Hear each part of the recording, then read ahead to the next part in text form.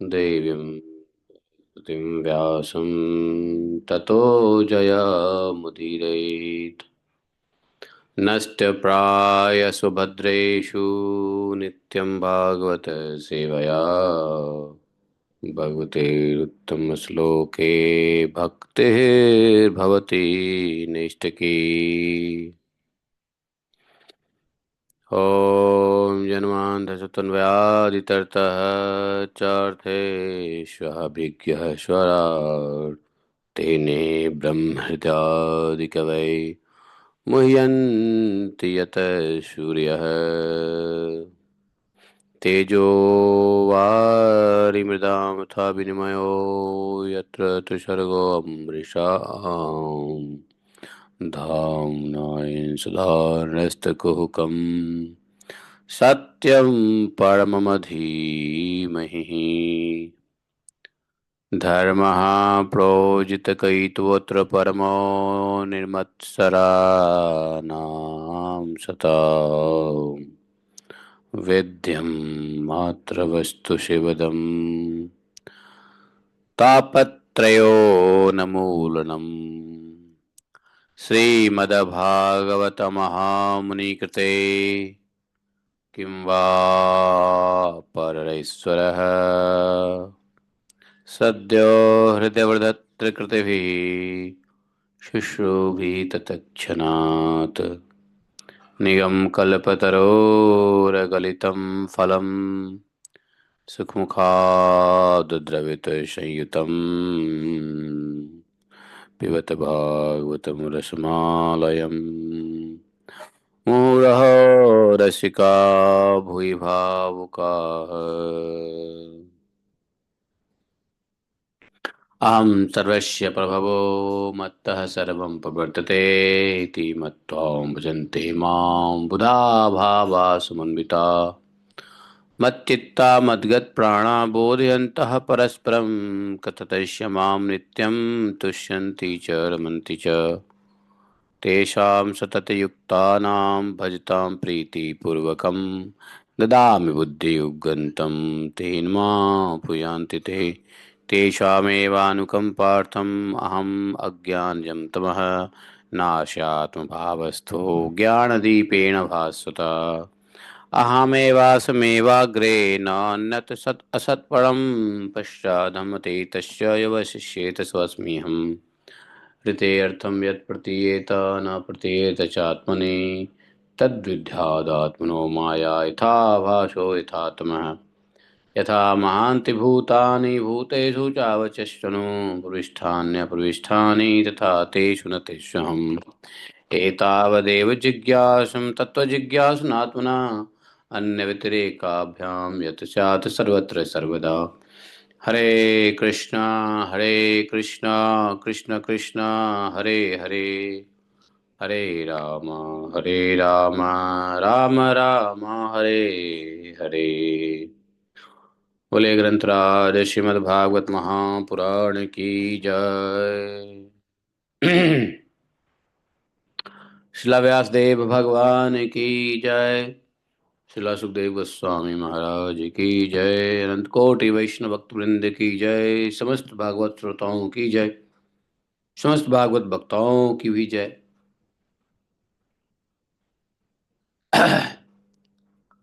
अपने अपने गुरु गौरांग की जय। जय जय श्री राधे श्याम। तो हम लोग आज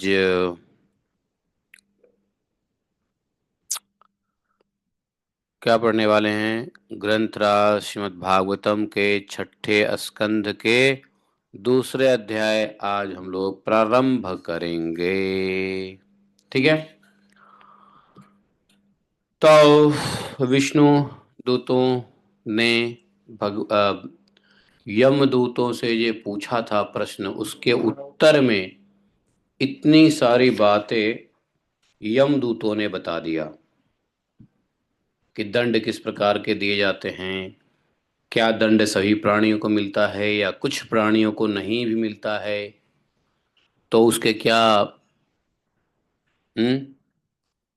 तो ये सब सारी बात जो है विष्णुदूत महाराज ने पूछा था और उत्तर में यमदूतों ने इसको बता दिया था। बहुत अच्छे से हम लोगों ने सुना, समझा। उन्होंने सब कुछ बताया कि किस प्रकार से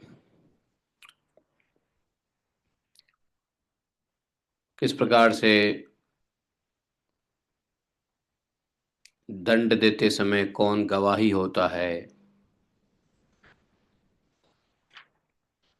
धर्मराज भी दंड बिना गवाह के नहीं देते, इसलिए किसी भी जस्टिस सिस्टम में दंड गवाह का होना बड़ा आवश्यक है, चाहे राजा के समय हो या अभी कोर्ट अदालत के समय हो। विदाउट विटनेस कोई न्याय नहीं होता है। तो ये सब बातें बताया गया। अब भगवान विष्णु के दूतों को यह समझ में आया कि इन यमदूतों को पता ही नहीं है कि भगवान भी कोई चीज है, क्योंकि इनके जवाब से विष्णु दूतों को समझ में आ गया कि इन लोगों को सिर्फ यमराज ही इनको एकमात्र भगवान यमराज को ही समझते हैं। यमराज के अलावा किसी को ये लोग भगवान समझते ही नहीं हैं, ऐसा विष्णुदूत को समझ में आ गया। तो इसलिए विष्णुदूतों ने भागवत धर्म का निरूपण किया।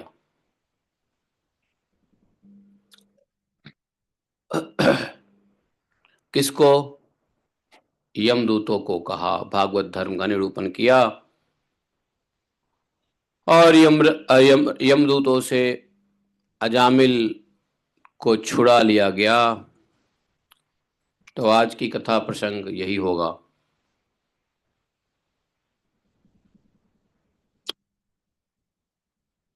श्रीशुकवाच एवं ते भगवत्तदूता यमदूता विभाषितम् उपधार्याथ तान् राजन् प्रत्याहुः नयकोविदाः। विष्णुदूता ऊचुः अहो कष्टं धर्मदिशां धर्मः अस्पृश्यते सभाम् यत्र दण्डेष्व पापेषु दण्डो यैः गृह्यते वृथः। प्रजानां पितरो ये च शास्तारः साधवः समाः यदि स्यात् तेषु वैषम्यं कं यान्ति शरणं प्रजाः। यद आचरति श्रेयाः निस्तरस्तस्दिदीहते स यत् प्रमाणं कुरुते लोकः तदनुवर्तते।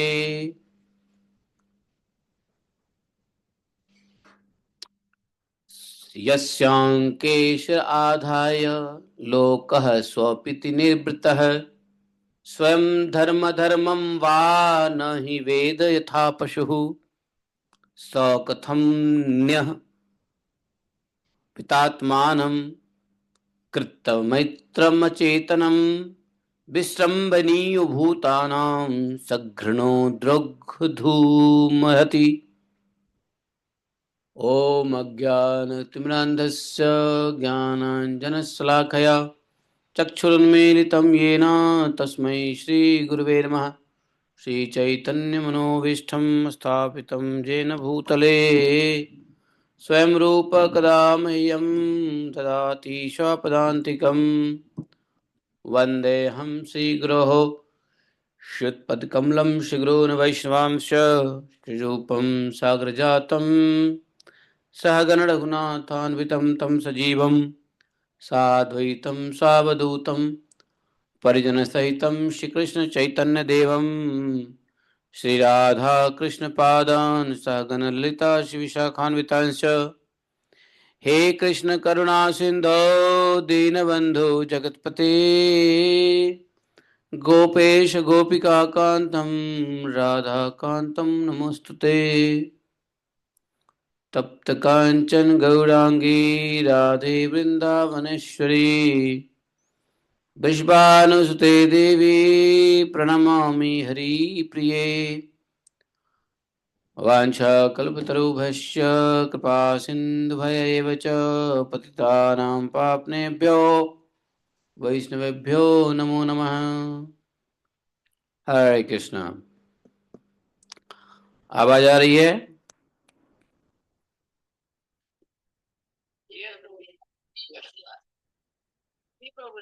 तो सुखदेव जी ने कहा, वैसे अभी पिछले अध्याय में 68 श्लोक तक यमदूतों ने बोला था, लेकिन यमदूतों का बोलना अभी समाप्त नहीं हुआ, कुछ और बातें बता रहे हैं। नहीं, यमदूत का तो उस वक्त विष्णुदूत बताए। तो सुखदेव जी कहते हैं, परीक्षित, भगवान के नीति निपुण एवं धर्म का मर्म जानने वाले पार्षदों ने, देखो, यमदूत, यमराज, भगवान यमराज के दूत भी धर्म के मर्म को जानते हैं। पार्षद ने यमदूतों का यह व्याख्यान सुना और सुन करके, समझ करके कहा, ये सब धर्म के मर्म तो विष्णु दूत जानते ही हैं, भगवान के भक्त तो जानते ही हैं।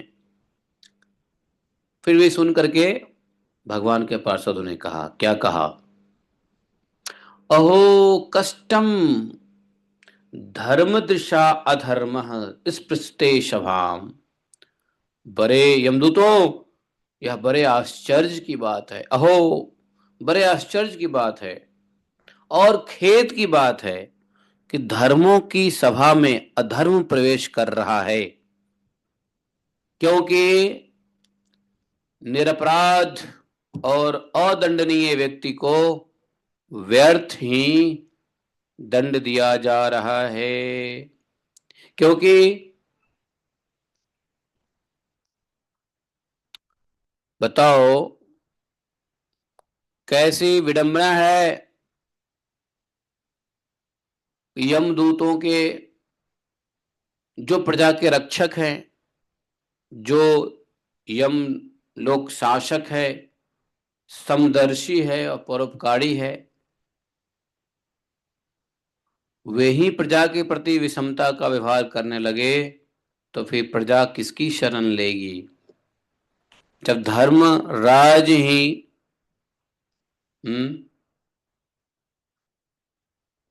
जो धर्मराज के पोजीशन पे होता है, वो रक्षक होता है, शासक होता है, समदर्शी होता है, परोपकारी होता है।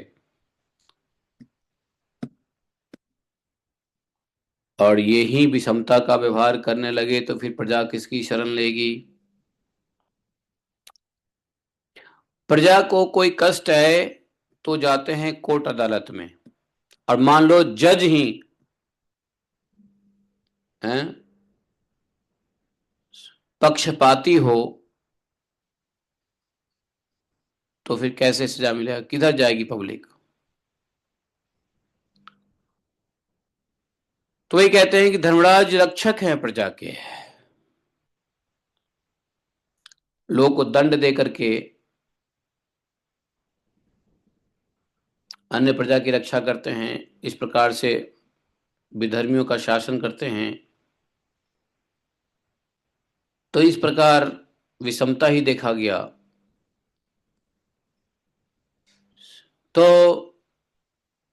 बोलते हैं, देखो, ऐसा है कि सत्पुरुष जिस जैसा आचरण करते हैं, यद यत आचरति यद आचरति श्रेयानि, जिस प्रकार से सत्पुरुष जैसा आचरण करते हैं, साधारण लोग भी वैसा ही करते हैं।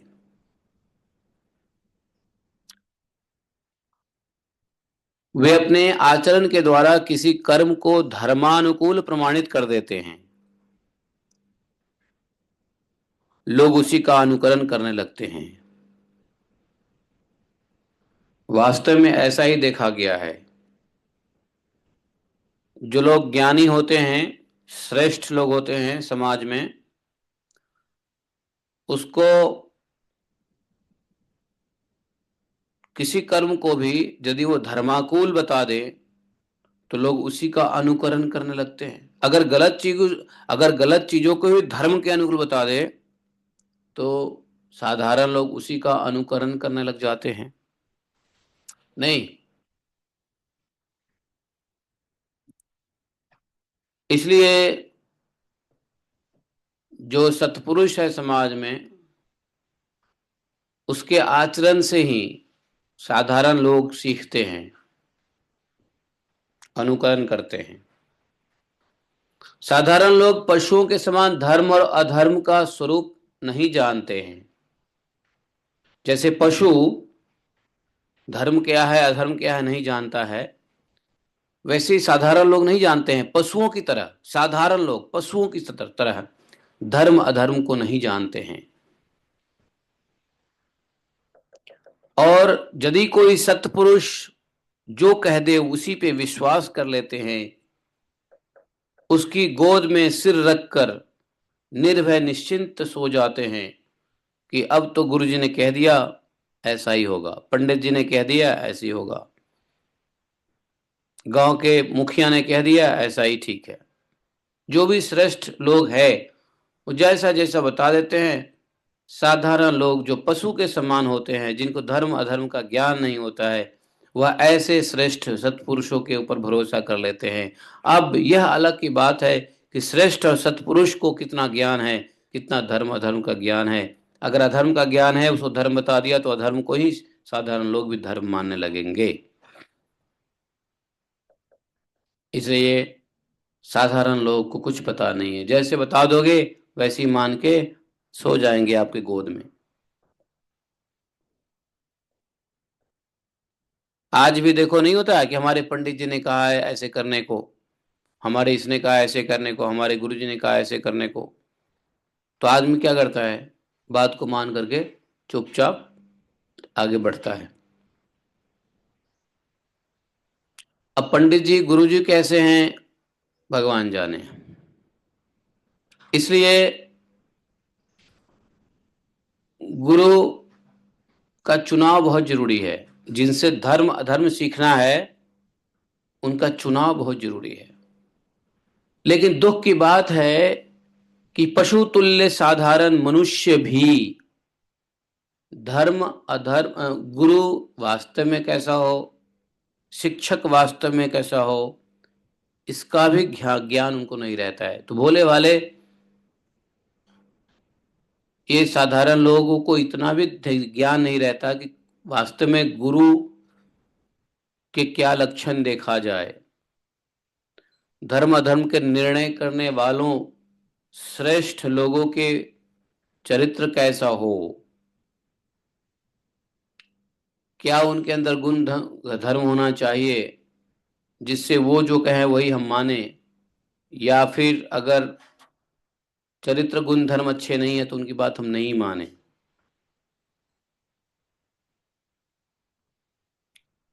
तो साधारण पब्लिक क्या करेगी। अभी देखो आजकल के जमाने में श्रेष्ठ कौन है, कहते हैं श्रेष्ठ पुरुष। चलो सत्य पुरुष तो समझ में आया, भक्ति भाव वाला पुरुष, भगवान का भक्त सत्य पुरुष जो हमेशा भगवान का नाम जपता है, भगवान के चिंतन में रहता है, कथा का सुनता है सुनाता है, मान लो उसको सत्पुरुष आप कह सकते हो। लेकिन श्रेष्ठ पुरुष का क्या अर्थ हुआ, क्योंकि यहां लिखा हुआ है यत यत आचरति श्रेया। तो श्रेष्ठ पुरुष आज के डेट में दो ही लोग होते हैं जिनकी पब्लिक बात मानती है। एक श्रेष्ठ पुरुष होता है जो भक्ति के मार्ग में चल रहा हो, बाबा जी, पीला काला नीला लाल वस्त्र पहने हों, सफ्रॉन, और भगवान की भक्ति कर रहे हों, दिखने से संत पुरुष लगे, जिनके कार्य भी संत पुरुष जैसे हों, एक तो वो श्रेष्ठ समाज में माने जाते हैं। दूसरा किसको श्रेष्ठ माना जाता है मालूम है समाज में? पैसे वाले को। यदि आपके पास पैसा है तो दिखेगा कि पैसा है, अच्छा घर होगा, अच्छी गाड़ियां होंगी, नौकर चाकर होंगे, बाबूजी बाबूजी चारों बगल से लोग कहते होंगे, बाबूजी बाबूजी। बाबूजी नहीं है, बाबूजी आएंगे तो, बाबूजी आएंगे तो बता दूंगा, तो बाबूजी। जिनके पास पैसा है और पैसे की जलवा भी दिखाते रहते हैं, तो अधिक पैसा वाले को भी जो साधारण लोग होते हैं उनको श्रेष्ठ मान लेते हैं कि इनके पास पैसा है तो ये वास्तव में श्रेष्ठ है, ये जो कहेंगे सही कहेंगे। तो ये तो पूरी मूर्खता है।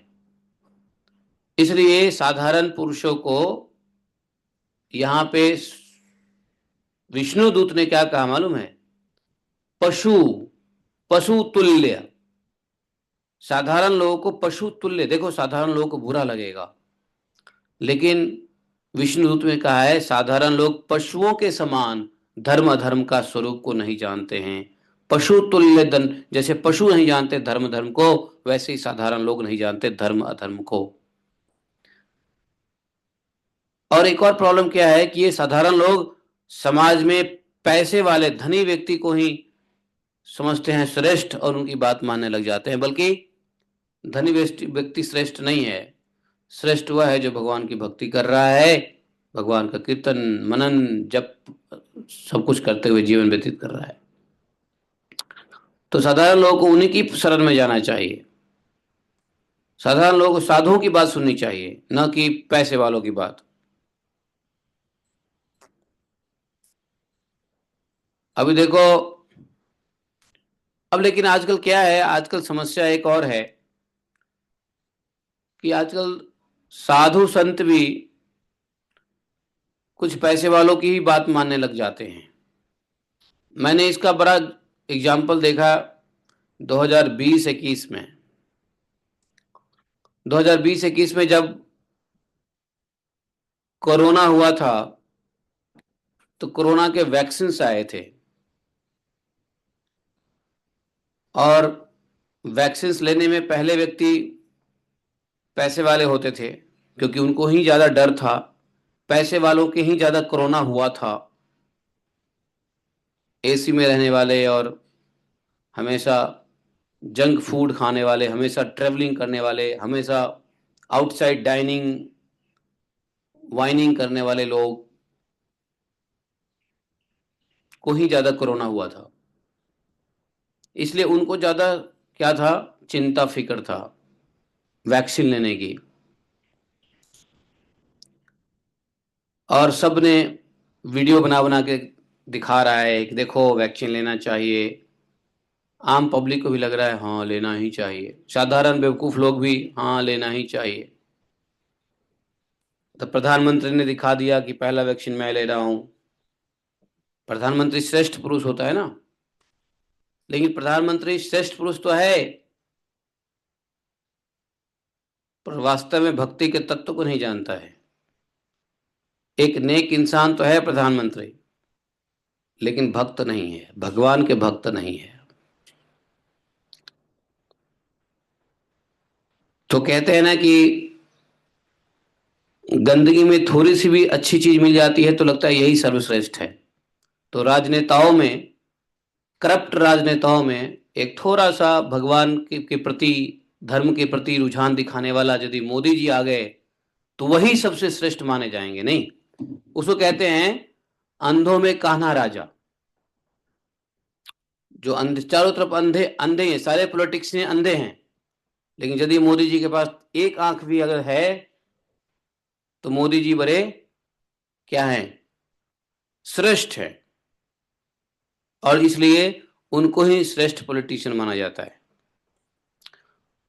और कुछ साधु लोग भी कुछ सन्यासी लोग भी उनको ही श्रेष्ठ मान करके वो जैसा कहे वैसा ही करेंगे। मोदी ने कह दिया थाली पीटो, थाली पीटेंगे। मोदी ने कह दिया वैक्सीन ले लो, वैक्सीन ले लेंगे। मोदी ने कह दिया ऐसे कर दो, ऐसे कर लेंगे। क्योंकि साधु सन्यासी को भी उससे श्रेष्ठ पॉलिटिशियन कोई मिल नहीं रहा है ना। नहीं तो ऐसे भी साधु हैं समाज में जो मोदी जी की क्रिटिसाइज करते हैं, किया है नहीं। सुब्रमण्यम देखो, डॉक्टर सुब्रमण्यम तो पढ़ा लिखा बेचारा, भक्त नहीं है, पढ़ा लिखा है। वो देखो कितना गाली देता है मोदी जी को।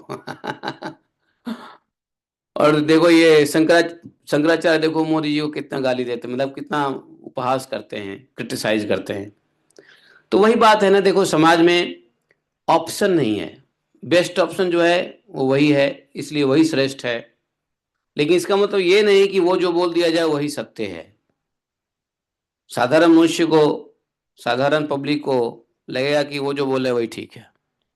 लेकिन उससे भी ऊपर ठीक वह हो सकता है यदि कोई भगवान का भक्त जो है। हम्म।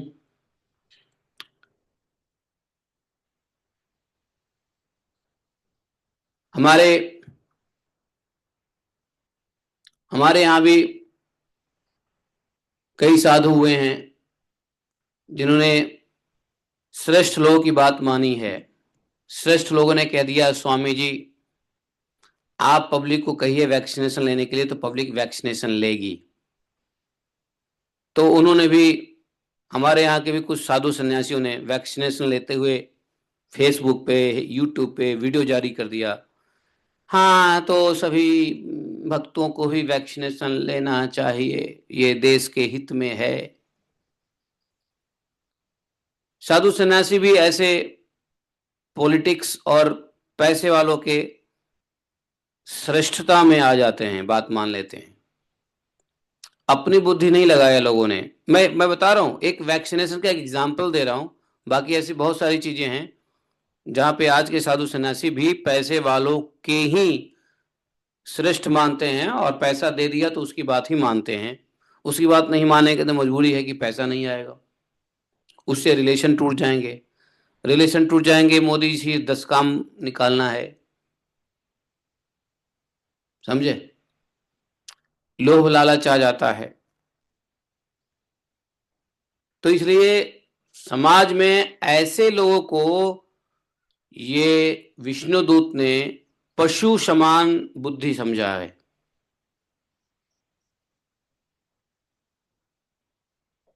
समझे। सबको फालतू का देखो, ये पैसे वाले ने कह दिया वैक्सीन, पैसे वालों ने वैक्सीनेशन लाया, पैसे वाले ने वैक्सीनेशन ले करके लोगों को प्रमोट किया, और लोग बाग लेने लगे, लेने लगे, लेने लगे, लेने लगे, लेने लगे। पता नहीं गांव में भी लोगों ने लिया कि नहीं लिया, सबने वैक्सीनेशन लेने लगे। हम लोग चिल्लाते रहे मत लो वैक्सीनेशन, मत लो वैक्सीनेशन, ये ऐसे ही ठीक हो जाएगा। जिन लोगों ने माना उनको फायदा भी हुआ। हम्म। और आज जब 4 साल के बाद, 3 साल के बाद देखते हैं तो वैक्सीनेशन के सारे कच्चे चिट्ठे खुल चुके हैं। अब ये पैसे वाले और ये जो डॉक्टर लोग बोलते थे ना वैक्सीनेशन वैक्सीनेशन, वो अब सब चुप हैं। वैक्सीनेशन का जो अब दुष्प्रभाव है, या कोर्ट में वैक्सीनेशन को बैन किया है, एस्ट्राजेनिका को वार्निंग दिया है कि तुम इतना बिलियन का फाइन भरो और वैक्सीनेशन दुनिया से वापस ले लो। ठीक था तो अब क्यों केस हार गए बताओ, क्यों कोर्ट को बैन करना पड़ा। उस समय डॉक्टरों की बुद्धि कहाँ चली गई थी, उस समय पैसे वालों की बुद्धि कहाँ चली गई थी। तो एक वैक्सीनेशन को, अच्छा ये साधारण लोग नहीं लेना चाहते थे, लेकिन ये सेलिब्रिटी लोगों ने, पैसे वालों ने, श्रेष्ठ लोगों ने, मूर्ख लोगों ने, मूर्ख मतलब समझे ना, पैसे वाले मूर्ख, जो पैसे होने से समाज में अपनी श्रेष्ठता दिखाते हैं, उन लोगों ने इसको इतना प्रमोट किया कि साधारण लोगों को लगा यही सत्य है, और साधारण लोग, मूर्ख पब्लिक भी जाकर ले लिया।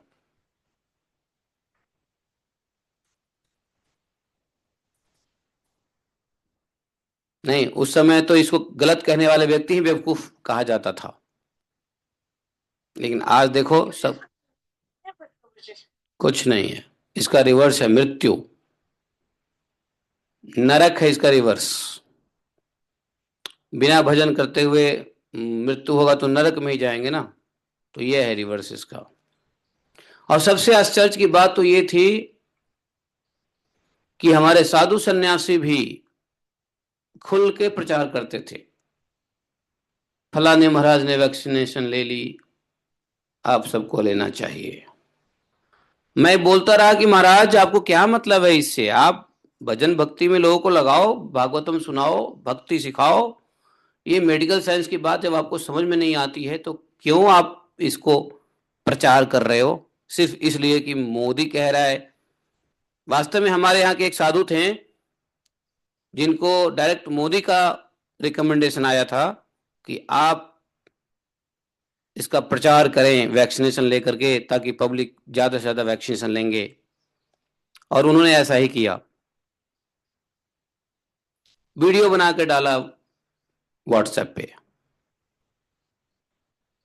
आप समझ गए होंगे कौन से महाराज थे। उन्होंने शरीर छोड़ दिया अभी, पर मैंने उनके फेसबुक में कमेंट डाल दिया था, जहां जहां वीडियो उन्होंने डाला उनके लोगों ने, मैंने कमेंट डाल दिया था, अरे ये मेडिकल साइंस की बात है, क्यों महाराज को इन्वॉल्व कर रहे हो, महाराज को भगवत गीता भागवतम में रहने दो, ये मेडिकल साइंस में क्यों घुसा रहे हो, महाराज को मेडिकल साइंस का क्या ज्ञान है कि प्रमोट कर रहे हैं, है कि नहीं। मैं हर जगह कमेंट डाल दिया था लेकिन कौन सुनता है आप समझ गए ना कौन से महाराज थे क्या। हाँ अब देखो क्या हाल है। तो ये कहते हैं, ये मैं क्या क्यों कह रहा हूं, क्योंकि सतपुरुष, सतपुरुष हुआ होता है जो भक्त पुरुष होता है। भक्त पुरुष भी यदि, भगवत भक्त पुरुष साधु सन्यासी भी यदि समाज के पैसे वाले पॉलिटिशियनों की बात मानने लग जाए तो समाज कहां जाएगा बताओ। और ये पैसे वाले और पॉलिटिशियनों की बात मानना इनकी मजबूरी होती है, क्यों, क्योंकि पैसे वाले की बात नहीं मानेंगे तो भाई मंदिर कैसे चलेगा, मंदिर के लिए परमिशंस कैसे मिलेंगे, और बहुत सारे काम होते हैं वो पॉलिटिशियन से लेना होता है, बड़ी दुविधा है। तो इसलिए कहा गया है साधारण लोगों को पशुओं के समान, जो श्रेष्ठ लोग कह देते हैं वही सुन लेते हैं, और श्रेष्ठ लोगों के गोद में अपना सर रख करके निश्चिंत से सो जाते हैं कि इन्होंने कहा यह सत्य है, यही धर्म है, तो यही धर्म है, यही सत्य है। वही दयालु सत्पुरुष जो प्राणियों का अत्यंत विश्वास पात्र हैं और जिसे मित्र भाव से अपना हितैषी समझकर उनको आत्मसमर्पण कर दिया है, उन अज्ञानी जीवों के साथ कैसा विश्वासघात कर सकता है। जाने अनजाने में साधारण लोगों को गलत उपदेश देना समाज के श्रेष्ठ लोगों का अपराध है। क्या, विश्वासघात। वो विश्वासघात कर रहा है समाज से, यदि समाज को मिसलीड कर रहा है तो। इसलिए जिस सब्जेक्ट पे ज्ञान हो बोलें, जिस सब्जेक्ट पे ज्ञान नहीं हो नहीं बोलना चाहिए।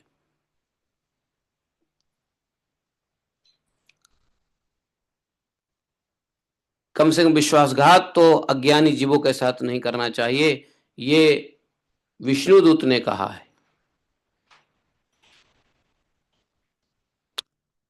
अयम ही कृत निर्वेशो जन्म कोट्यम हंसामपि यद व्याजहार विवशो नाम स्वस्त्यायनम हरेः एतेनैव ह्यघोनो अस्य कृतं स्याद घनिष्कृतं यदा नारायणायेति जगाद चतुरक्षरम्। यमदूतों, इसने कोटि कोटि जन्मों के पाप राशि, सुनो सुनो, तुम लोगों ने तो इसके इस अजामिल के इस मनुष्य योनि के ही पापों को बताया, जानते हो, लेकिन तुमको यह पता है क्या कि इस जन्म के पाप को पाप से लेके अपने पूर्व जन्म के कोटि कोटि करोड़ों जन्मों की पाप राशि का पूरा पूरा प्रायश्चित कर लिया है, और तुम लोग कहते हो कि इसने कोई प्रायश्चित नहीं किया।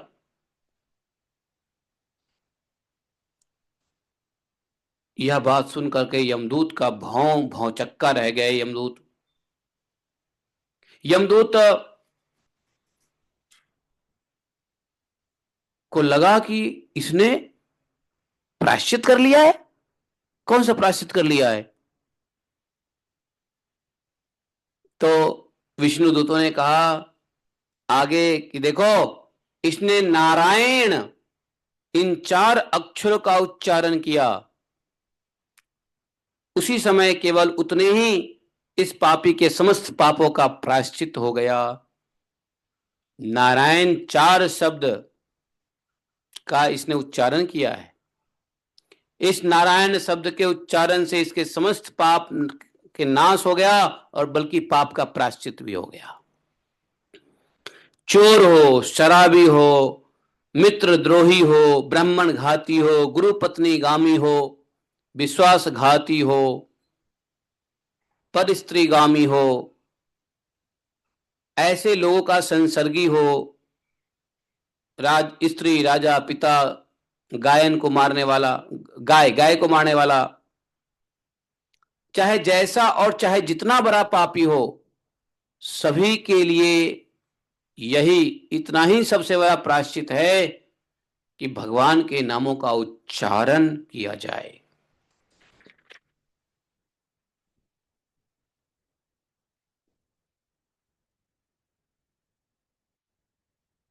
ये प्रायश्चित है।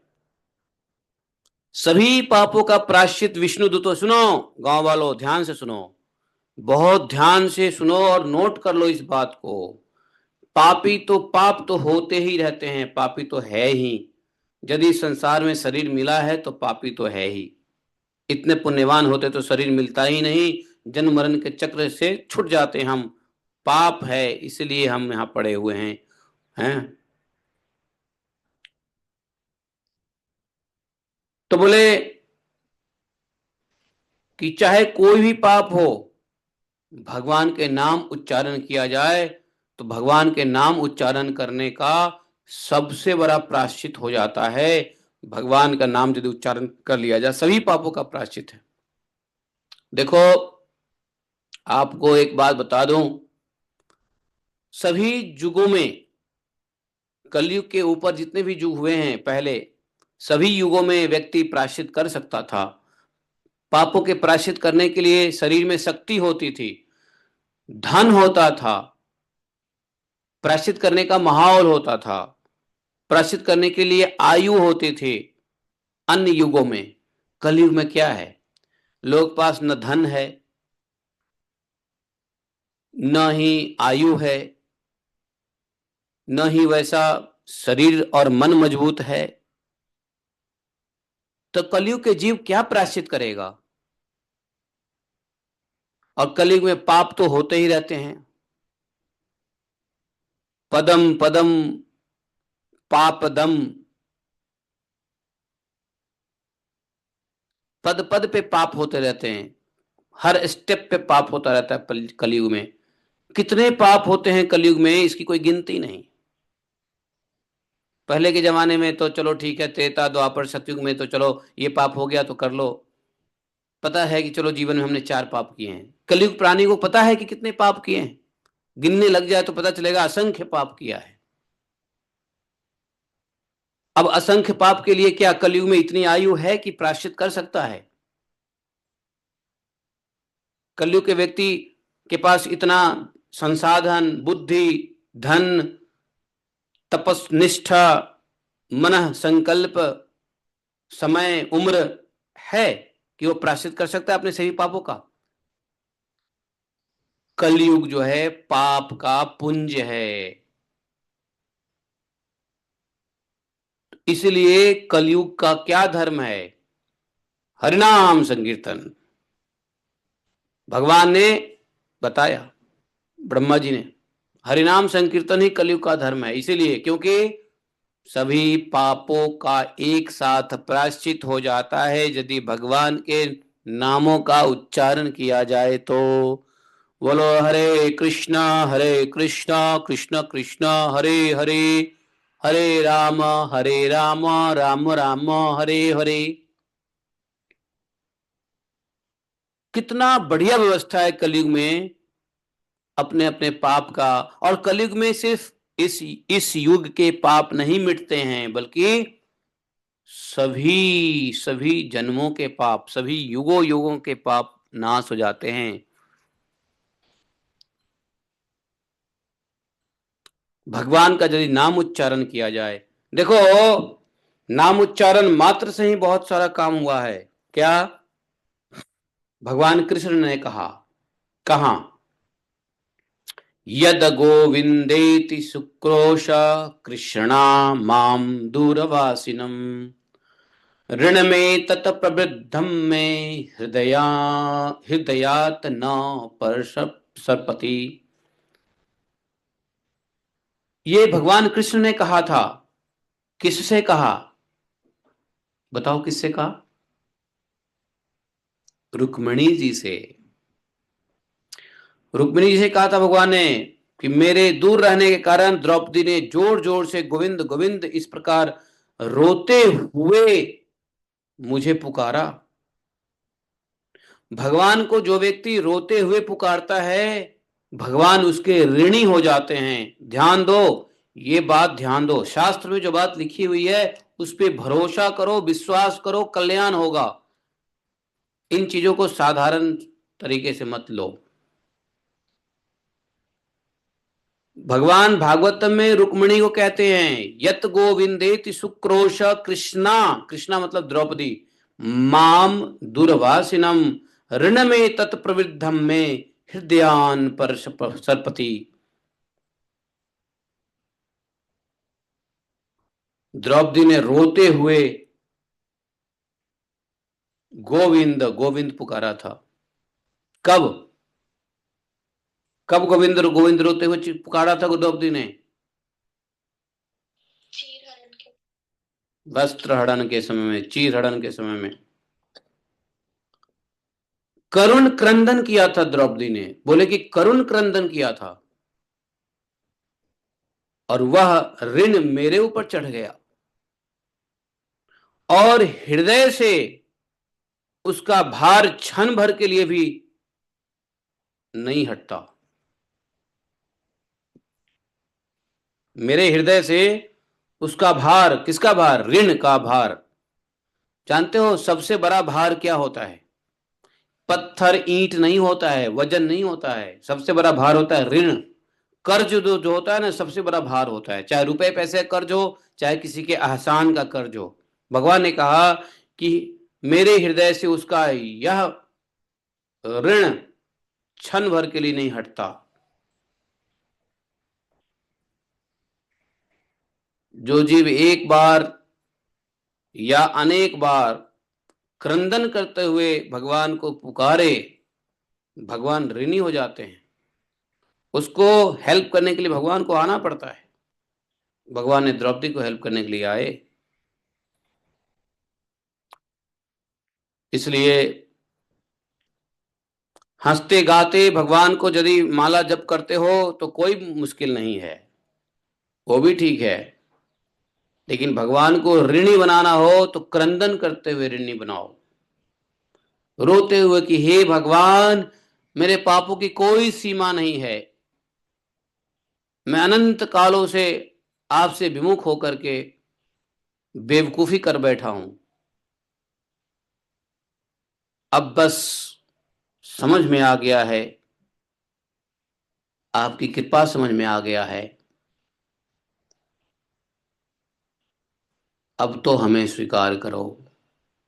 हे दीनानाथ, हे दीन बंधु,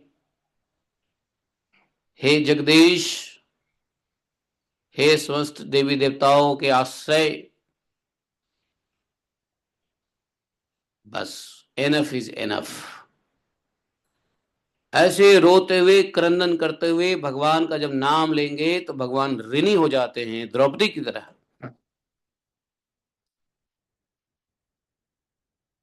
और भगवान आते हैं।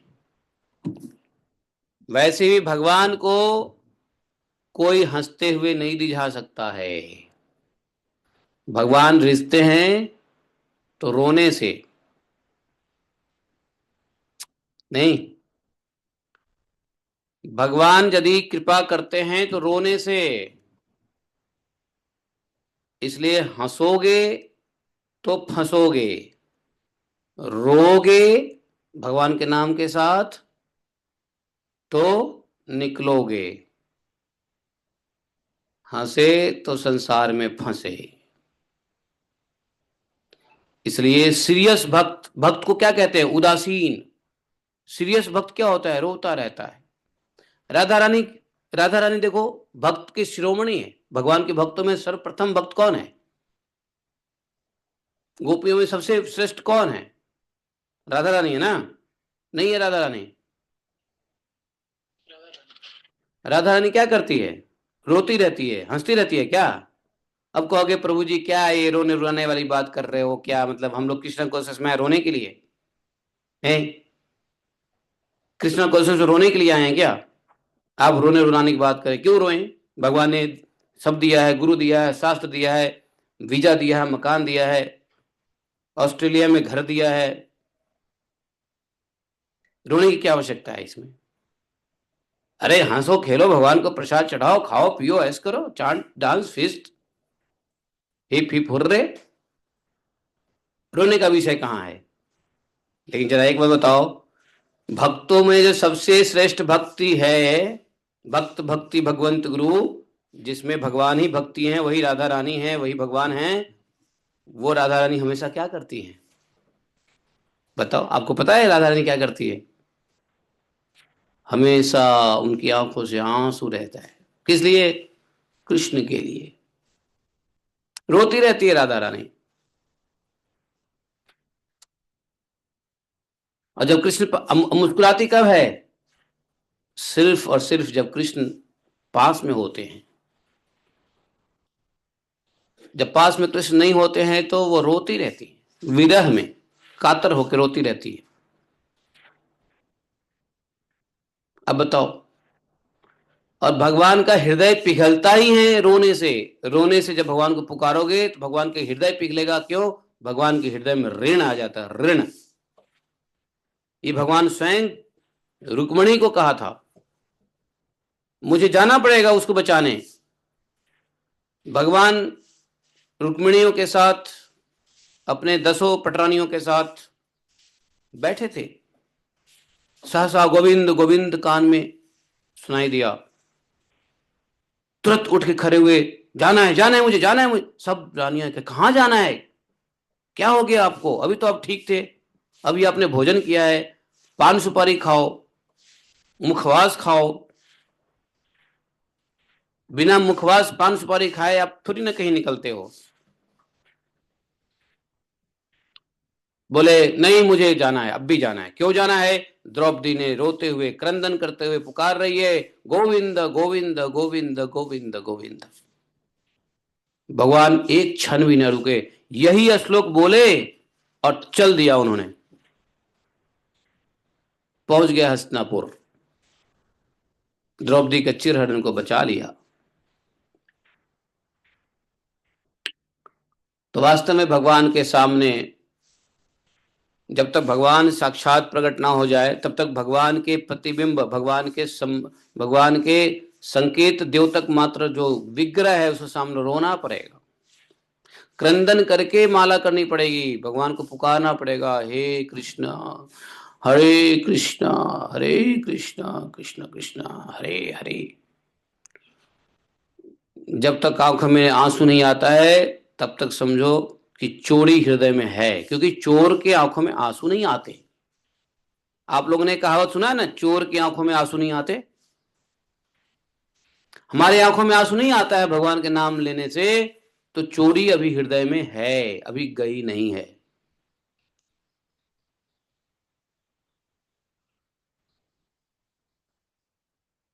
ये सब भागवतम से देखो, एक एक चीज बताया जा रहा है। कोई कभी कोई आके भागवतम में बता जाते हैं ऐसी ज्ञान की बात है, कोई कुछ बता। अभी विष्णुदूत बता रहे, बताओ। तो भगवान के नाम का उच्चारण यदि रोज, और यहाँ पे अजामिल भी क्या किया था?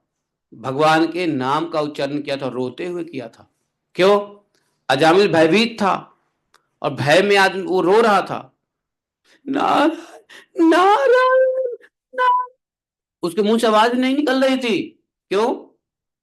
यमदूत था सामने। भय से उसके मुंह से आवाज नहीं निकल रहा था, नारायण नारायण नारायण। समझ गए? देखा? वहां द्रौपदी ने भी रोते हुए क्रंदन करते हुए भगवान का नाम लिया था। यहाँ पे अजामिल भी क्रंदन करते हुए भगवान का नाम ले रहे हैं, और इसलिए भगवान का नाम लेने से भगवान ऋणी हो गए, विष्णुदूत को आना पड़ा। वैसे हंसते हुए आप लेते रहो भगवान का नाम, विष्णुदूत नहीं आने वाले। भगवान का हृदय पिघलने वाले नहीं है हंसते हुए नाम लेने से। भगवान आपके ऋणी नहीं होंगे।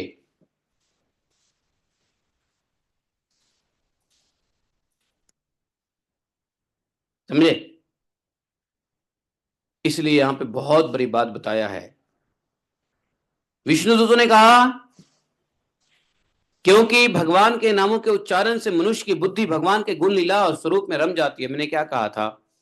हम लोग कई बार इस बात को हम कहते रहते हैं कि जो नाम जप कर रहे हो ना, इससे बुद्धि शुद्ध होती है, पाप नष्ट होता है। भगवान का नाम जप करने के लिए, करने का मतलब है पाप का नष्ट होना, बुद्धि का शुद्ध होना। भगवान के नाम जप करने से आप भगवत धाम नहीं जाओगे, डायरेक्ट नहीं जाओगे। नाम ले लिया आप चले गए भगवत धाम, नहीं। क्या होता है, भगवान का नाम जप करते हैं तो हमारी बुद्धि शुद्ध होता है, हमारे पाप राशि नष्ट होते हैं, और हमारी बुद्धि शुद्ध होने के बाद क्या होता है, भगवान के गुण लीला और स्वरूप में हमारा मन लगता है। जब भगवान के गुण लीला स्वरूप में मन लगता है, तब तब जाकर के हम क्वालिफाइड होते हैं भगवत धाम जाने के लिए। भगवत धाम, अरे भाई जिसके घर आप जाओगे वो आपके प्रिय होना चाहिए ना। और प्रिय कब होगा? जब उसकी एक्टिविटी आपको अच्छा लग रहा होगा, उसका लाइफ स्टाइल अच्छा लग रहा होगा, उसका गुण रूप अच्छा लग रहा होगा, जब भी तो प्रिय होगा। आप किसी के यहां ऐसे थोड़ी ना चले जाते हो जो आपके प्रिय नहीं है। तो भगवान के प्रिय होना पड़ेगा इसी जन्म में, इसी शरीर में। और प्रिय कब होगे? जब भगवान के गुण लीला स्वरूप में आपको मन लगेगा। और गुण लीला स्वरूप में कब मन लगेगा? जब भगवान के नाम जप करने से हम आपकी हमारी बुद्धि स्वच्छ हो जाएगी। और हमारी बुद्धि स्वच्छ क्यों नहीं है? क्योंकि पाप भरा हुआ है। पाप, जो पाप कर्म है ना, वो बुद्धि को गंदा करके रखा हुआ है। तो हरिनाम करने से पाप नष्ट होगा, बुद्धि स्वच्छ होगा, भगवान के गुण लीला स्वरूप में मजा आएगा, और तब भगवान के आत्मीय हो जाओगे, भगवान के प्रिय हो जाओगे। और जब भगवान के प्रिय इस जगत में होगे, तभी उस जगत में जा सकते हो। क्योंकि उस जगत में तब तक नहीं जाओगे जब तक भगवान के प्रिय नहीं होगे। प्रिय व्यक्ति को कोई कहीं ले जाता है ना, है? अप्रिय व्यक्ति को आप ले जाओगे साथ में? जाना नहीं पसंद करोगे आप। तो ये सिस्टम है भाई अभी। और ये गुण लीला रूप कहां से पता चलता है भगवान का? भगवान का गुण लीला और भगवान का स्वरूप कहां से पता चलता है? भागवत से पता चलता है, भागवत से। भागवत के संग करने से गुण लीला स्वरूप का। लेकिन भागवत के संग कैसे होगा? जब बुद्धि ठीक होगी। भागवत में कैसे बैठोगे? जब बुद्धि ठीक होगा। पाप कर्म करने से बुद्धि खराब है, वो आपको समय नहीं निकालेगा भागवतम में बैठने के लिए। जब तक पाप रहेगा मन में, संस्कार में, बुद्धि खराब रहती है। वह व्यक्ति न माला जप कर सकता है, न भागवतम सही से सुन सकता है रेगुलर, न ही सही से उठ सकता है टाइम पे, कोई भी काम सही से नहीं कर सकता है। जब तक, एक बात बता दूं, आप कैसे समझोगे कि हमारे पाप कम हो रहे हैं? इसका एक थर्मामीटर है। बताऊं या नहीं बताऊं? चलो ये सीक्रेट नहीं बताऊंगा, ये बहुत बड़ी सीक्रेट है। बताइए प्लीज प्रभु, बताइए ना। नहीं, ये बड़ी सीक्रेट है, थर्मामीटर नहीं दूंगा मैं।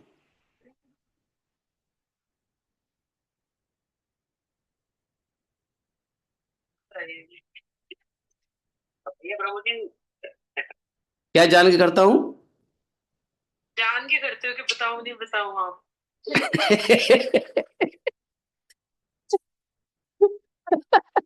तो स्वयं में डालते हैं तो फिर कहेंगे नहीं नहीं बताओ बताओ।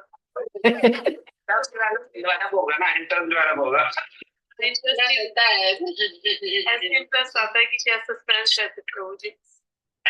हमें क्या पता कि आप लोग सोए हुए हो, पता चले मैं सीक्रेट ज्ञान दे दूं। सोए हुए व्यक्ति को सीक्रेट ज्ञान नहीं देना चाहिए। तो ऑनलाइन ही पता है, हमको क्या पता है आप लोग सोए हुए हो, बैठे हुए हो, कोई बाथरूम में बैठा है या कोई किचन में बैठा है या कोई ड्राइंग रूम में बैठा है, कोई सोफा में बैठा है, हमको कैसे पता चलेगा? अब ऐसी ऐसी सीक्रेट बात थोड़ी ना हम दे देंगे कि कोई बाथरूम में बैठा हो, कोई किचन में बैठा हो, कोई ड्राइंग रूम में बैठा हो, कोई अपना पता नहीं बेडरूम में बैठा हो। ज्ञान ज्ञान के लिए सही जगह चाहिए भाई।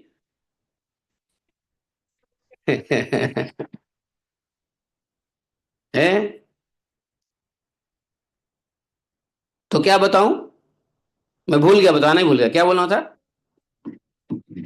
कौन सी सीक्रेट बताना था? कि मैं आगे बढ़ेगी। नहीं, भक्ति में नहीं, मैंने ये कहा था। हाँ, कैसे पता चलेगा कि हम, हाँ ठीक है ठीक है, कैसे पता चलेगा कि हमारे हृदय मन के पाप कम हो रहे हैं? इसका थर्मामीटर क्या है बता रहा हूं। इसके थर्मामीटर जानने के लिए आप जानो, जब पाप हृदय और मन में रहेगा ना, तो सबसे पहला है कि आपको सत्कर्मों में अनुशासित नहीं रहने देगा। जैसे हमें माला जप करना है, 16 माला पूरी करनी है, नहीं करने देगा।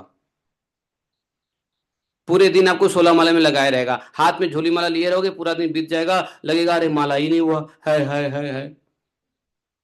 आपको अच्छे कर्म करने के लिए टाइम पे आपको आने नहीं देगा। ये पाप जो है ना रोकता है। भागवतम में समय पे नहीं आने देगा, भागवतम में कभी छुट्टी मारने देगा, अरे आज ये हो रहा है, आज वो हो रहा है। तो कहने का मतलब ये है, जो हमारी साधना है, साधना को समय पे नहीं करने देगा, आप समझिए पाप अभी भी हमारे हृदय मन में बैठा हुआ है, क्योंकि ये आपको करने नहीं देगा, चाह के भी नहीं करने देगा। लेकिन यदि हम अपनी साधना में नित्य नियमित समय पे उपस्थित होकर साधना के कार्य को करते हैं, without having consideration of Sunday and Monday, Saturday and Sunday, ये नहीं कि सैटरडे संडे है चलो आज तो रिलैक्स ले सकते हैं। जैसे लोग कहते हैं ना चीट डे, चीटिंग डे। अरे प्रभु जी, एक दिन चीटिंग तो हो ही सकती है, बताओ। लोग बाग इतने निहायती, मतलब क्या कहूं मैं, कमीने होते हैं मनुष्य। कहते हमसे हमसे लोग बाग पूछते हैं, प्रभु जी एक दिन चीटिंग डे तो हो ही सकता है ना? मतलब पूछने में शर्म नहीं आती है कि चीटिंग डे तो हो ही सकता। हमने कुछ बता दिया तो चीटिंग तो कर सकते हैं ना, एक दिन चीटिंग डे हो सकता है ना, बताओ। चीटिंग करने की प्रवृत्ति होती है, और खुल के कहते हैं लोग बाग। बताओ, चीटिंग कर सकते हैं क्या एक दिन? चीटिंग अलाउड है? मतलब पाप अलाउड है एक दिन? हम 7 दिन का, 7 दिन 6 दिन अच्छा करेंगे, 7वें दिन पाप अलाउड है? तो मैं बता देता हूं कि अगर आपको आपके भजन साधना में यदि आपका मन, आपका परिस्थिति लगने दे रहा है, तो समझो हमारे पाप कम हो गए हैं या कम हो रहे हैं। जैसे नित्य नियमित हमें जप करना है, उसी समय पे हम बैठ के जप कर पाते हैं, उसी समय पे जप डेली कर पाते हैं जितना हमको करना है। तो कहते हैं कि अनुशासन, अनुशासन यदि है जीवन में तो समझो पाप कम है। जितना अनुशासन नहीं है, समझो पाप हमारे अंदर भरे पड़े हैं। पाप क्या करता है, हमको अनुश डिसिप्लिन से इनडिसिप्लिन करता है, अनुशासनहीन करता है पाप। और पाप कम होते हैं तो अनुशासित हो जाते हैं। आप किसी चीज का संकल्प लेते हो तो उसको पूरा करते हो।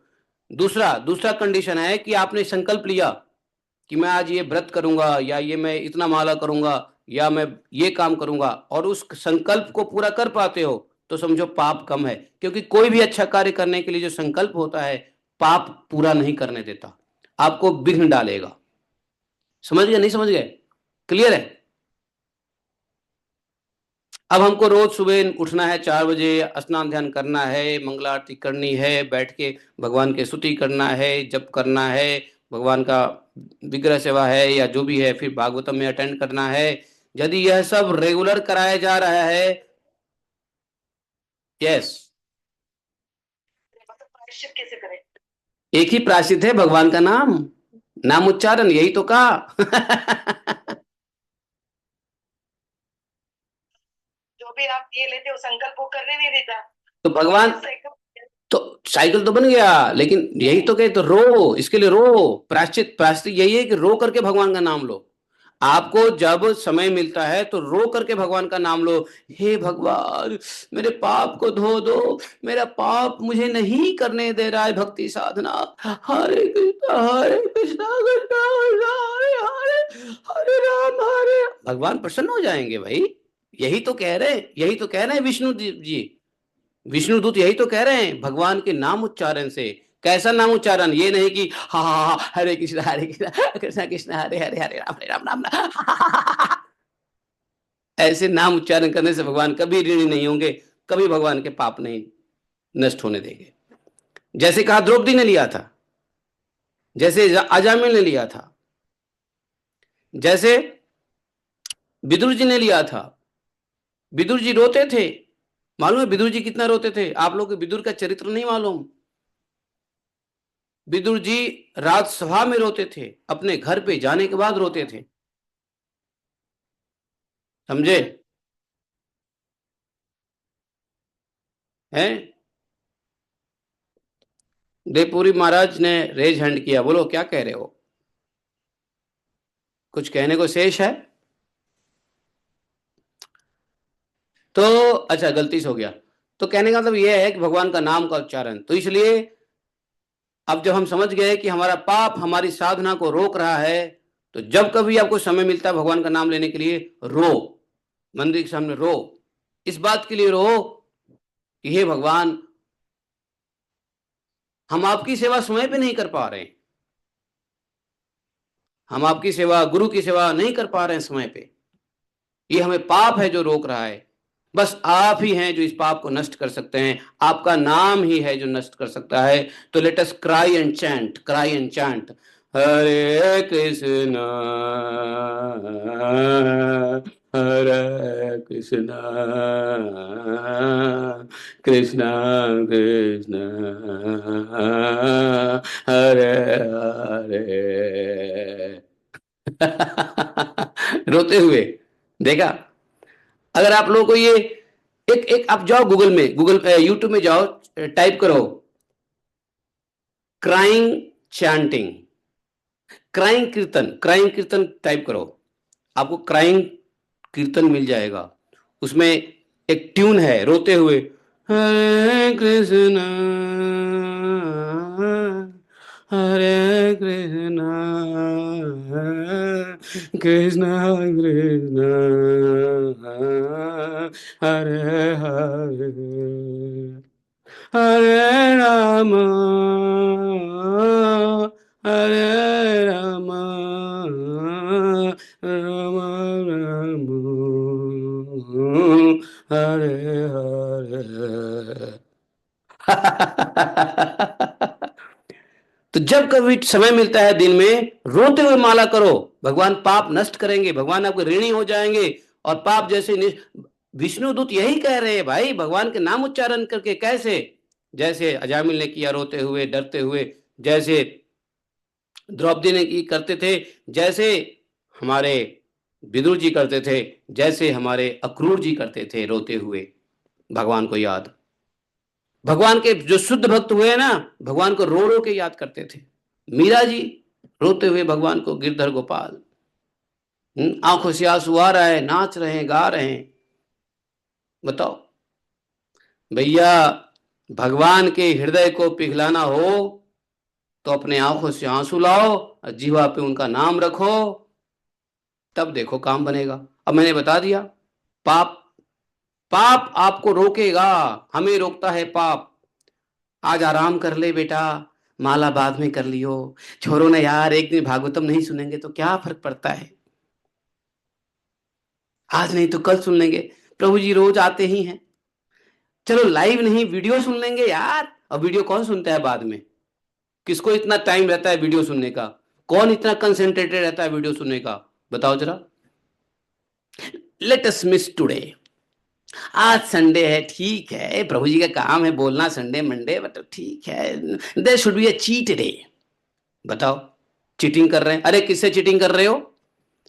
मेरा पर्सनल अनुभव बता रहा हूं। पूरे दुनिया में घूम करके लोग बाग हमसे कहते थे, जब मैं लिखता था प्रिस्क्रिप्शन, ऐसे खाना है, ऐसे करना है, माला जप करनी है, प्रभु जी चीटिंग चीटिंग कर सकते हैं क्या? एक चीटिंग डे हो सकता है क्या?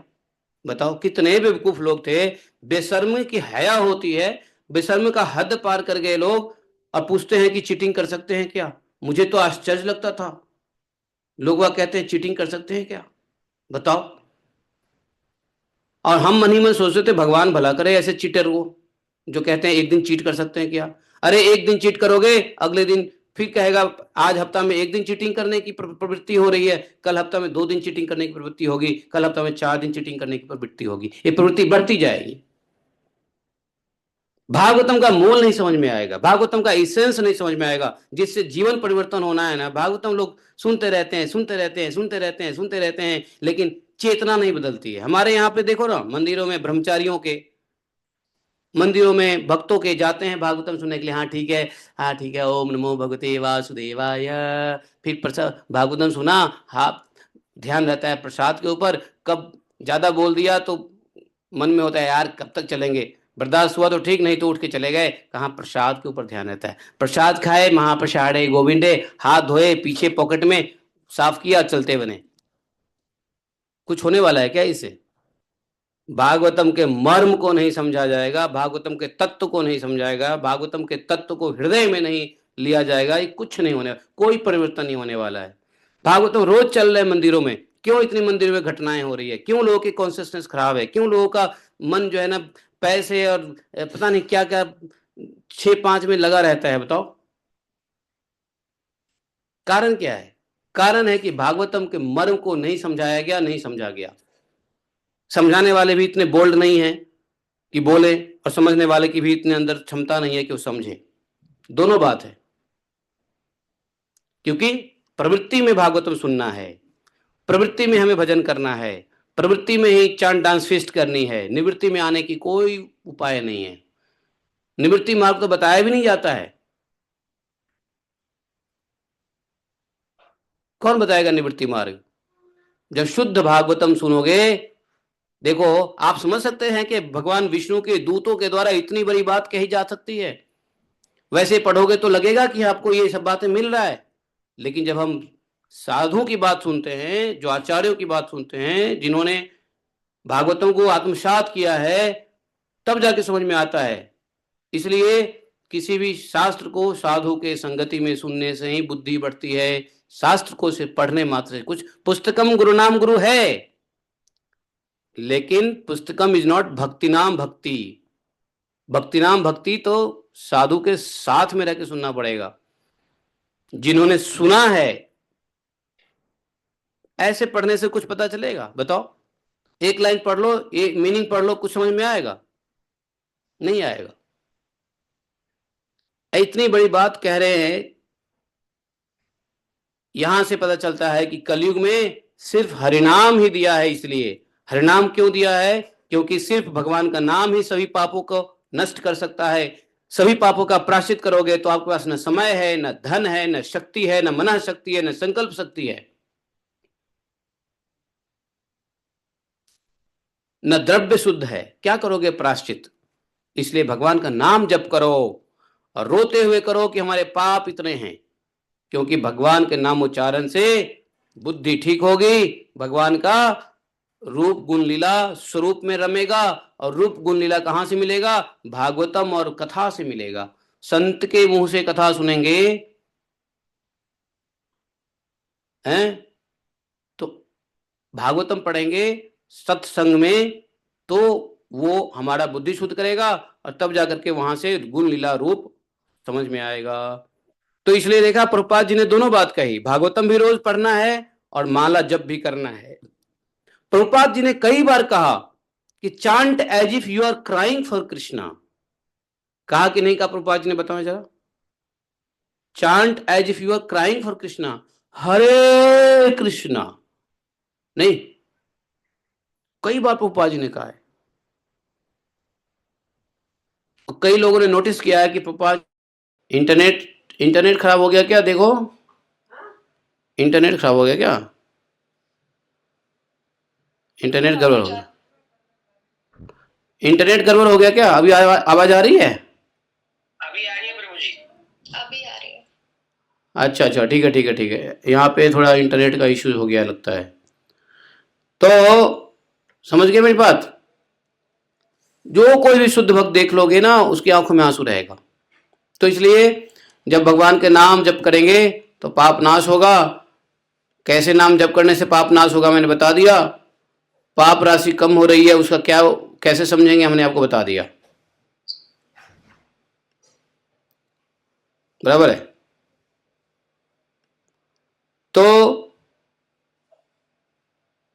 यहां बोले, आगे बोले कौन? ये देवदूत कि बड़े बड़े ब्रह्मवादी ऋषियों ने पापों के बहुत से प्रायश्चित, कुछ तो कृच्छ व्रत किया, चंद्रायन व्रत किया, कोई कोई पता नहीं कौन कौन से पुंसव व्रत किया। बहुत सारे व्रत होते हैं पापों की प्रायश्चित के लिए। चंद्रायन व्रत, पुंसवन व्रत, कृच्छ व्रत, बड़े बड़े व्रत होते हैं। कलयुग के मनुष्य कर सकता है पुंसवन व्रत? चंद्रायन व्रत कर सकता है? नहीं कर सकता है। लेकिन जो ऋषियों ने ऐसे व्रत किए भी हैं, जो ऋषियों ने ऐसे व्रत किए भी हैं, तो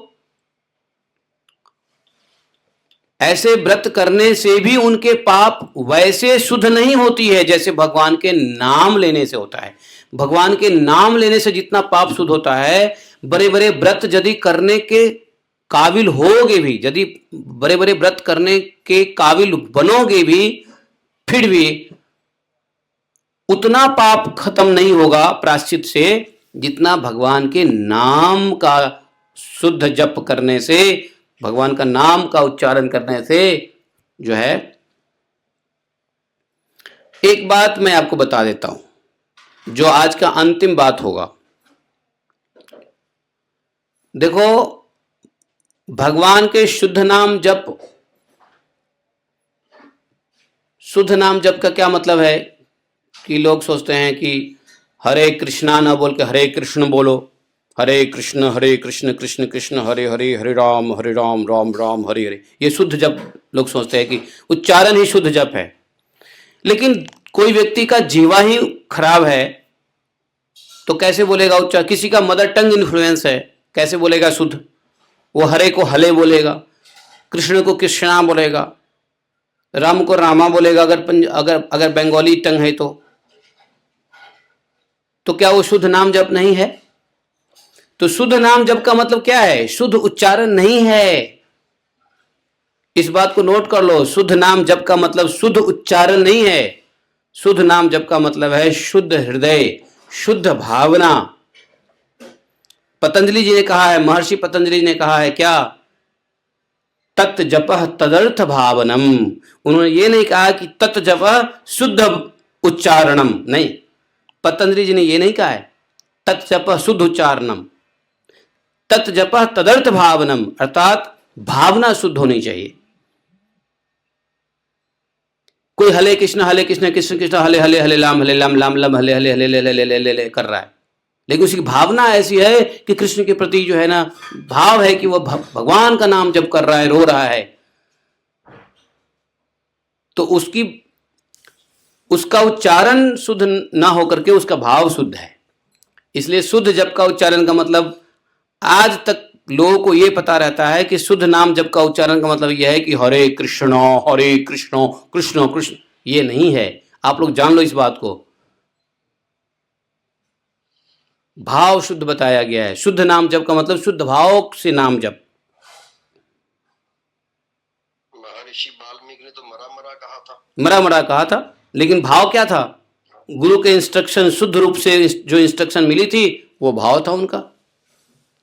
तो इसलिए कह रहा हूं कि आप जान लो कि हर व्यक्ति शुद्ध नाम जप का मतलब शुद्ध भाव से जप करो, है कि नहीं? पतंजलि जी का कोट मैं इसलिए बता रहा हूं, उन्होंने कहा था, ये बात मैं जानता हूं क्योंकि मैं पतंजलि योग सूत्र को चटनी बना के पीस चुका हूं। पतंजलि योग सूत्र को मैंने खूब पीसा है, पीस के पिया है, वहां से बता रहा हूं। क्योंकि ये पतंजलि भगवान ही कहते हैं कि तत् जप तदर्थ भावनम, जप में भाव शुद्ध होना चाहिए। नाम शुद्ध कैसे भी कोई फर्क नहीं पड़ता, सीता ना बोलो सिया बोलो क्या फर्क पड़ता है, रामा ना बोलो लामा बोलो क्या फर्क पड़ता है, भाव शुद्ध होना चाहिए, समझे। नाम जप, उच्चारण नहीं, नंबर 1। नंबर 2 जो जाते जाते बताना था वो ये कि मैं नंबर 2 तो भूल ही गया, क्या है, बहुत इंपॉर्टेंट बातें थी, क्यों भूल गया मैं, भगवान की इच्छा होगी भूलने की इसलिए भूल गया। तो इसलिए भगवान का जो है नाम जप शुद्ध रूप से करिए और शुद्ध भाव से कीजिए, वो ज़्यादा इंपॉर्टेंट है। और दूसरी बात, हाँ याद आ गया, दूसरी बात, भगवान के नाम जप शुद्ध भाव से रोते हुए हृदय में दैन्य भाव, दैन्य भाव के साथ करेंगे, वही नाम जप स्वीकार है, वही नाम जप से हमारे पाप राशि नष्ट होंगे। बाकी आप कुछ भी कर लो, कुछ होने वाला नहीं है, it will be mechanical only, rest everything will be mechanical. तो what is non mechanical in chanting of Hare Krishna महामंत्र इज व्हाट, नॉन मैकेनिकल क्या है, भाव, शुद्ध भाव। सेकंड, दैन्य भाव। जब शुद्ध भाव और दैन्य भाव लाओगे, म्यूट कर लो, शुद्ध भाव और दैन्य भाव लाओगे तो नॉन मैकेनिकल हो जाएगा। लेकिन अगर ये शुद्ध और दैन्य भाव के बिना जप करते रहेंगे, भगवान का नाम लेंगे, वो मैकेनिकल हो जाएगा, जिसका कोई अधिक फायदा नहीं है। फायदा है, नुकसान तो कहीं नहीं है, लेकिन अधिक फायदा नहीं है। तो इसलिए ये बहुत बड़ी बात निकल के आता है हमारे विष्णुदूत के मुंह से, हम लोगों ने सुना। आज हम लोग आज के सत्र में सिर्फ इतना ही पढ़ेंगे, समय हो गया है 9:06। तो बोला कि बड़े बड़े ब्रह्मवादी ऋषि जो पापों के प्रायश्चित के लिए चंद्रायन व्रत, पुंसवन व्रत, कृच्छादि व्रत कर सकते हैं, लेकिन उसके बाद भी उनके पापों का प्रायश्चित जड़ से नहीं शुद्ध होती। जड़ से शुद्ध कैसे होगा? भगवान के नामों का उच्चारण करने से, शुद्ध नाम के उच्चारण करने से, अर्थात शुद्ध भाव से नाम उच्चारण करने से, अर्थात शुद्ध रूप से धन्य भाव से नाम उच्चारण करने से। क्योंकि वे नाम पवित्र कीर्ति भगवान के गुण का ज्ञान कराने वाला है। भगवान का जो नाम है भगवान के गुण को ज्ञान कराता है। भगवान के गुण को जानना है तो नाम को जानो, नाम से गुण, गुण से रूप, रूप से लीला, नहीं सॉरी, हाँ नहीं ठीक है, नाम रूप गुण लीला, ठीक है। तो ये चीजें है, इसलिए नाम में बड़ा फर्क पड़ता है नाम का। अब मैं आपको बताऊं एक बात, इसलिए व्यक्ति का नाम, ऐसे व्यक्ति का नाम जिसका कोई अर्थ नहीं है, उसको ज्यादा आप मत बुलाओ नाम से। जिस किसी व्यक्ति का नाम, जिस किसी भी चीज का नाम अर्थहीन है, उसको मत बुलाओ। क्यों? क्योंकि नाम से उसका गुण पता चलता है। अगर आप गलत नाम बुलाओगे तो उसका गुण भी गलत आपके हृदय में आएगा, आप उसका गलत गुण आपके हृदय में आएगा। क्योंकि भगवान के नाम में ऐसी शक्ति है,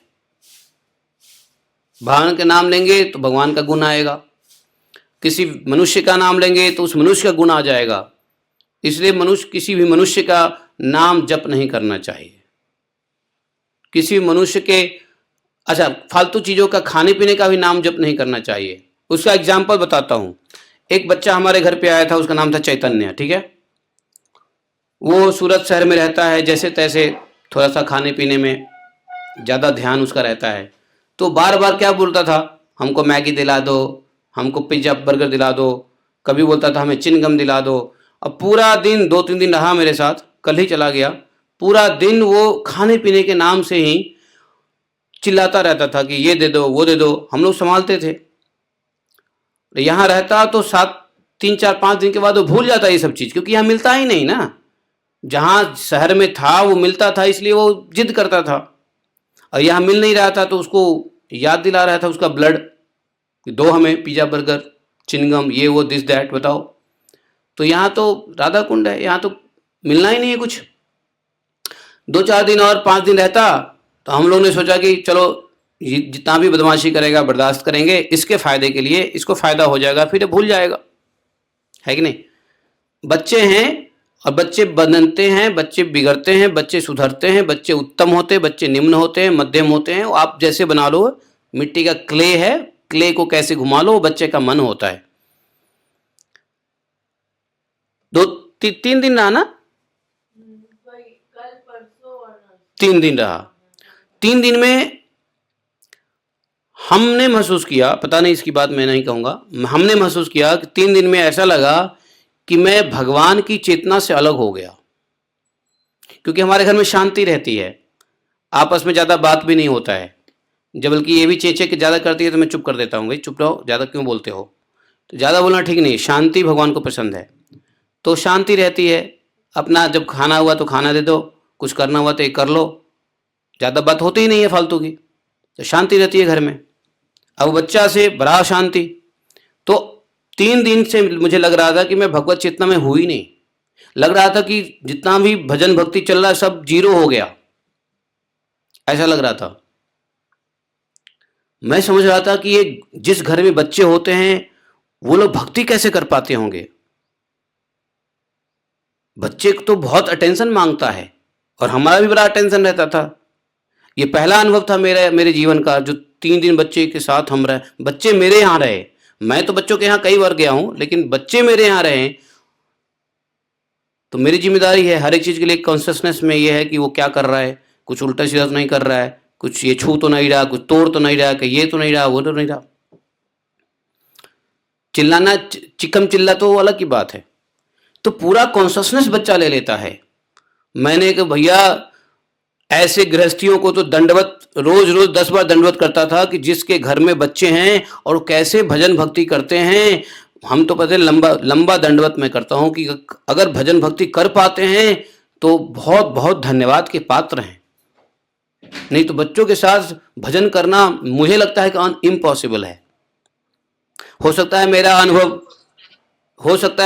अनुभव इसलिए ऐसा है क्योंकि हो सकता है 10 दिन के बाद ये सब समझ जाता, हमारा रूटीन देख लाता, उसी के मुताबिक करता, उसको जो पिज़्ज़ा बर्गर खाने की आदत थी वो भूल जाता, तो शायद शांति बरकरार हो जाती।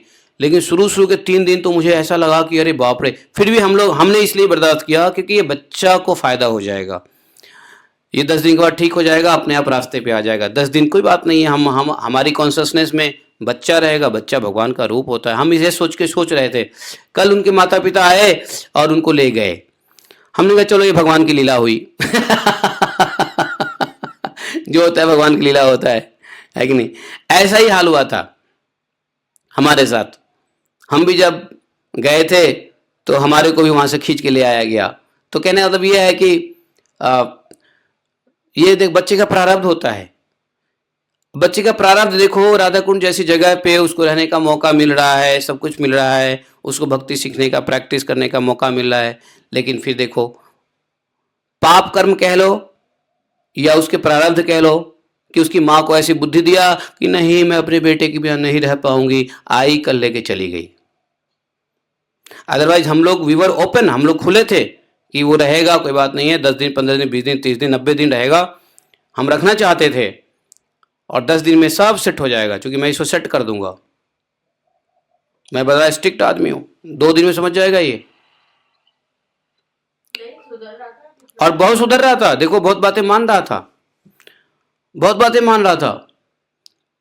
तो इसको कहते हैं प्रारब्ध, इसको कहते हैं पाप। जब सामने आता है ना तो किसी न किसी रूप में आपको डिस्टर्ब करने आ जाएगा, माँ की ममता के रूप में, पिता के स्नेह के रूप में, तो खाने पीने की इच्छा तृष्णा के रूप में। किसकी वजह से? खाने पीने की वजह से नहीं। खाने पीने की वजह से नहीं गया, उसको अपनी माँ ले गई, माँ मम्मी ना समझा के ले गई। उसकी माँ उठा के ले गई। वो कह रहा था नहीं जाऊंगा नहीं जाऊंगा नहीं जाऊंगा, लेकिन उसकी माँ ले गई, नहीं नहीं नहीं चलो चलो चलो, ले गई। वो बच्चा कह रहा था नहीं जाऊंगा, मैं यहीं रहूंगा। बताओ। तो आप देख रहे हो मैंने क्या कहा, पाप कैसे आता है, पाप कैसे हिंड्रेंस करता है अच्छे फॉर्च्यून में। फिर कभी उसको मौका मिलेगा, सुबह सुबह जाता था मंगला आरती में, वहां सबको दिया दिखाता था, हैं, पूरा सेट हो जाता उसका रेगुलर शेड्यूल। मैंने कहा था 90 दिन मैंने यहाँ छोड़ दो, 90 दिन इसको इतना पढ़ा लिखा दूंगा, शिष्टाचार दे दूंगा कि ये 90 दिन में ठीक हो जाएगा। अरे शाम को तो बेटा हारमोनियम बजाना था, है नहीं, कल शाम को हारमोनियम की प्रैक्टिस कर रहा था। हरे कृष्णा का। तो इतना बढ़िया था उसका यहाँ शेड्यूल। लेकिन देखो माता पिता का अपना, कभी कभी क्या होगा, माता पिता ही बच्चों के किलर हैं, बता रहा हूं। बच्चे को भक्ति मार्ग में नहीं लाने वाले माता पिता ही दुश्मन होते हैं। माँ ने बाप बहुत सारे साधु संतों ने माता पिता को दुश्मन बताया है, इमीडिएट शत्रु बताया है माता पिता को। चाणक्य ने कहा है माता शत्रु पिता बैरी जैन बालो न पठिता है। मैं नहीं कह रहा हूं, चाणक्य ने कहा है ये सही कहा है। जाते जाते कहाँ बोल के गई कि नहीं भेज देंगे 10 दिन बाद 15 दिन। समझे? तो ये सब बात इसलिए मैं कर रहा हूं कि ये नहीं कि मैं करना चाहता हूं, पर पता नहीं क्यों लगा कि हम आपसे शेयर कर दें। तो ये सब बात मैं अपना अनुभव बता रहा हूं। फिर मैंने कहा चलो भगवान की जैसी इच्छा, मेरी इच्छा थी कि वो रहता यहाँ ठीक हो जाता। हम लोग 2 दिन परेशान होंगे, 4 दिन परेशान होंगे, 10 दिन परेशान होंगे, लेकिन एक जीव का फायदा हो जाएगा। 1-2 दिन हमारी चैंटिंग खराब होगी, हमारा चेतना खराब होगा, लेकिन उस चेतना से चैतन्य तो ठीक हो जाएगा, चैतन्य को तो फायदा हो जाएगा हमारी चेतना खराब हुई तो,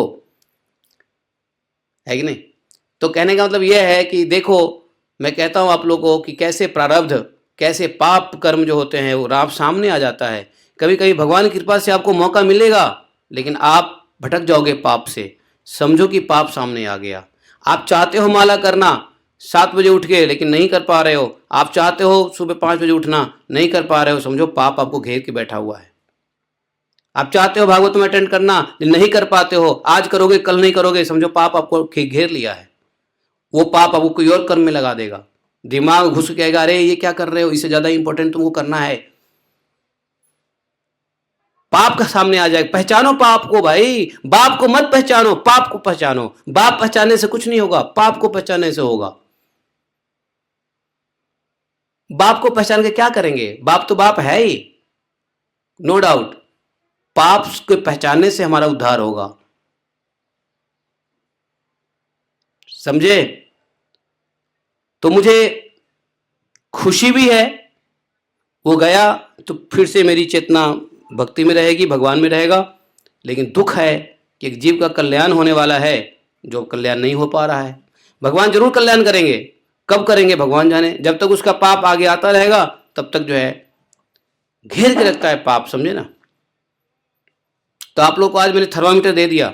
यदि आपको मन में आ रहा है कि आज साधना में मैं नहीं जाऊं, या साधना में मैं नहीं रहूं, साधना में मैं ये कर लूं वो कर लूं, समझो पाप आपके सामने आ गया है। पाप को पहचान लो।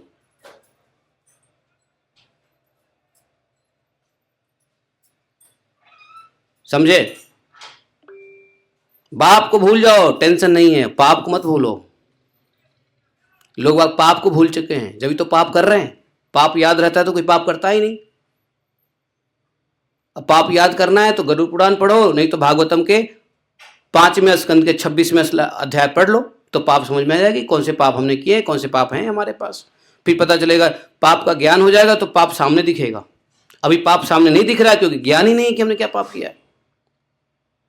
और यही थर्मामीटर है कि भगवान के भक्ति भजन करो, कोई भी आत्मा के कल्याण के लिए कोई भी काम करोगे तो पाप आ जाएगा। जैसे मान लो आत्मा के कल्याण के लिए कोई योग कर रहा है, योग इसलिए कर रहा है कि स्वस्थ रहेगा, भजन करेगा। लेकिन योग में भी आज आप शुरू करोगे, 3 दिन के बाद आपको आके छोड़ो यार आज छुट्टी कर लेते हैं, पाप आ गया सामने। आत्मा की कल्याण के लिए कोई भी काम करने जाओगे उसमें पाप सामने आके आपका बुद्धि बदल देगा, बुद्धि मलिन कर देगा, आपको उस काम को करने ही नहीं देगा। आप जिम जाने की सोचो, बढ़िया सा ड्रेस पहन लो, जूता पहन लो, सब खरीद दो, 10 दिन जाओगे। 98% लोग 10 दिन के बाद जिम छोड़ देते हैं। 99% लोग 21 दिन के बाद क्या 15 दिन में ही योग की शेड्यूल छोड़ देते हैं। क्यों छोड़ते हैं? पाप आ जाता है कल्याण के कार्य में। Thank you very much. आज के लिए इतना ही काफ़ी है। मैंने बहुत ज़्यादा बोल दिया, बहुत ज़्यादा नहीं बोलना चाहिए, बहुत ज़्यादा बोलना ठीक नहीं है स्वास्थ्य के लिए।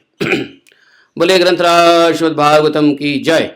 एकम शास्त्रम देव की पुत्र गीतम, एको देवो देव की पुत्र एव, एकम मंत्रस्य तस्य नामानि यानि, कर्मापि तस्य देवस्य सेवाः, तमेव माता च पिता त्वमेव, तमेव बन्धुश्च सखा त्वमेव, तमेव विद्या द्रविणं त्वमेव, तमेव मम सर्वदेव देवः। कृष्णाय वासुदेवाय हरे परमात्मने प्रणतक्लेशनाशाय गोविंदाय नमो नमः।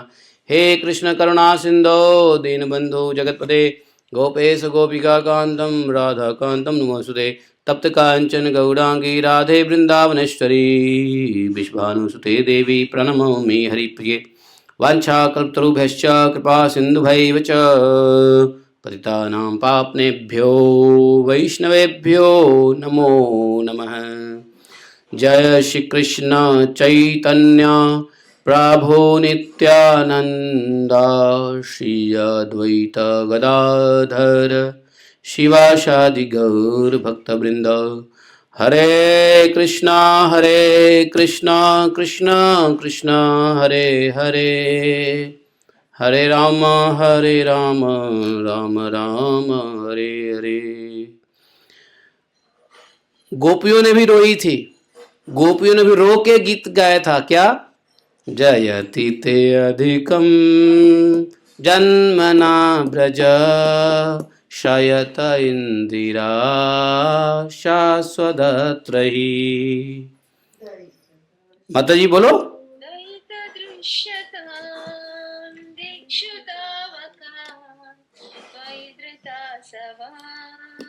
त्वं विचिन्वते साधु जात सा सरसिजोदर, श्रीमुषादिशा सुरतनाथ ते शुल्कदाशिका, तो नेह किं वध व्याप्यया व्यालराक्षसा द्वैद्युतानला वृषमयात्मजा विश्वतो भयात्, ऋषभते वयं रक्षितामः। न खलु गोपिका नन्दनो भवान्, अखिल देहिनामन्तरात्मदृक्। विखन साधितो विश्वगुप्तये, सखौ देव्यान् सात्वतां कुले। विरचिता भयं वृष्णिधूर्यते, चरणमीयुषां संसृतेर्भया। करसरोरुहं कान्तकामदं, शिरसि देहिना श्रीकराग्रहम्। व्रजजनातिहन् वीरयोषिता, निजजनस्मया ध्वंसनस्मिता। भज सखे भव किङ्करी स्मनो, जलरुहाननं चारुदर्शया। प्रणतदेहिनां पापकर्षणं, तृणचरानुगं श्रीनिकेतनं। फणिफलार्पितं ते पदाम्बुजं, कृणुकुचेषु न गृन्धिरिच्चयम्। मधुरया गिरा वल्गुवाक्यया, बुधमनोलया पुष्करेक्षणा। विधिकरीरिमा वीरमुह्यते, अधरसीदुना व्याययस्वना। तव कथामृतं तप्तजीवनं, कविभिरीडितं कल्मषापहम्।